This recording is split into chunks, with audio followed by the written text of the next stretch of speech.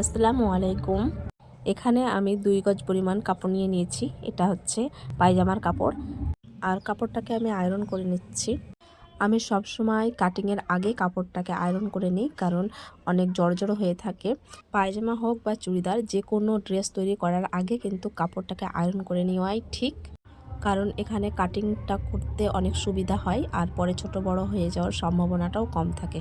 এজন্য খেয়াল রাখতে হবে কাপড়টা কি অবস্থায় আছে। যদি শোটান হয় তাহলে আপনারা এটা কাটতে পারেন, আর যদি এরকম জড়জড় হয়ে থাকে তাহলে অবশ্যই কিন্তু এখানে আয়রন করে নিয়ে তারপরে তখন কাপড়টা কাটতে হবে।